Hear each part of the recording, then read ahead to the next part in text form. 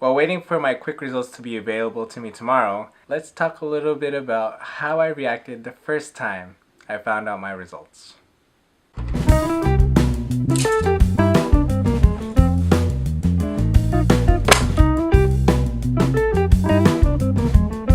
So before I took my NCLEX the first time, I graduated nursing school in March. I came back home from the Philippines in May, and I think I started studying in June. I believe I got approved in September, and I took my exam in November. I studied with the Saunders book, 2008. I was thinking that it was just going to be like nursing school. Just be able to recall the things that you learned during the chapter, and you'd be fine. So I depended a lot on ABC, airway, breathing, circulation, and CAB if it was related to CPR, because apparently you can still get half wrong and still pass the exam. Mark Klemick, who is a reviewer and who also made questions for the exam in the past, I think he said you just need to know a little bit more than average. Or was it below average? Anyway, something like a little bit off or above the average. And then there was also another video on YouTube that was saying that you only need to get 58% correct. I'll put that video here. So when I finished my exam, I finished it in 76 questions, and that was it.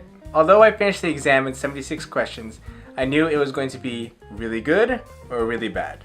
When I met up with my mom, who drove me to the testing center, I told her how many questions I wound up taking. So when I said 76, she was like, "Oh, congratulations!" I said, "No, Mom, it's not like that, because 76 means that you ended the exam early. The computer stopped you because they didn't want you to answer any more questions because they concluded that you are either really good or really bad." Of course, me coming fresh out of nursing school, not knowing much about the NCLEX, I was thinking I probably wouldn't doubt that I passed. I took my exam on a Thursday. Me living in New Jersey, I qualified for the quick results. Some other states you gotta wait a week or two before they send you the official letter. So it was Saturday morning and I was in church.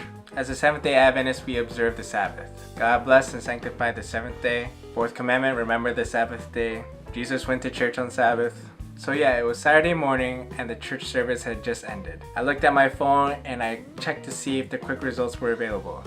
And they were. I told myself it could go either way. I could pass or I could fail. All I knew was that it was definitely going to affect my day as soon as I find out what the results are. Because the seventh day was made for man, that he would have a relationship with God, that he would spend his time with God on that day, most especially. 6 days you labor and do your own business, and the seventh day is for rest. Because the Sabbath is from sunset to sunset, Friday night sunset to Saturday sunset. I was at AY, Adventist Youth. It's an after church program, and then it ends at sunset. The program was over and I looked at my phone. So I wound up scrolling. I have a credit card, and then I put in the credit card information. And I have one classmate that graduated with me in the Philippines, and my friend's wife, she's also a nurse. And they know that I took my NCLEX. No big pressure, right? You're about to find out your results, and there they are waiting for you to tell them your results. I was thinking to myself, this is it. I'm finally going to know that I officially passed. And then I press submit. I get the email saying that I filed for the quick results and that I could view them. So I click to find out the results. I scroll down and I scroll down. I peek. And the unofficial results said, fail. Without a doubt, that was the toughest pill I had to swallow. There my classmate was, and he was surprised that I failed. My friend's wife looked at me.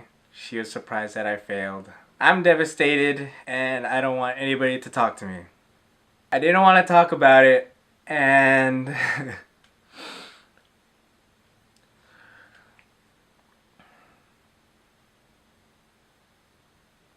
you know, in nursing school, when they teach you about therapeutic communication, therapeutic silence was just what I needed. I didn't want anybody to talk to me. There's nothing that they could say that would cheer me up. I didn't want to hear anything. I didn't want false reassurance, and I didn't want no sappy, "Oh, it'll get better from here." I didn't want to hear any of it. It hurt my sense of pride. It made me feel vulnerable. Made me feel embarrassed. I don't like to be talked to as if I was very vulnerable. I don't like to get put on the spot and, for everybody to analyze my feelings for me. I could do that myself. I'm not asking for advice. I wasn't seeking for any advice. I didn't want anybody's opinion. I just wanted to figure it out for myself. I didn't need any sweet talk, I didn't need any big hugs. I just wanted to know why. What went wrong? Why did I fail? I planned my exams so that I would take it just before I go back to the Philippines. See my girlfriend at the time. And things only went downhill from there. So why do I keep uploading these videos every week? At first I thought it would be cool to document these kinds of things. I thought if anything this would practice my video skills, maybe try vlogging. I know I'm not alone. I know there are other people, especially other classmates who have failed, just like me.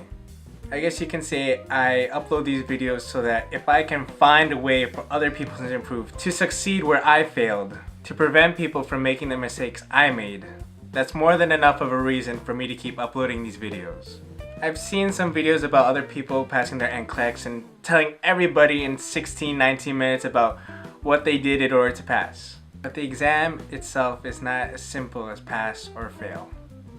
All I know is it's going to take a lot more than you to pass this exam. I don't believe I'm entitled to pass this exam. If I'm not deserving, by all means, I shouldn't pass. If I'm deserving, I'll pass. Since I took my NCLEX exam as of yesterday, I've been at nothing but peace.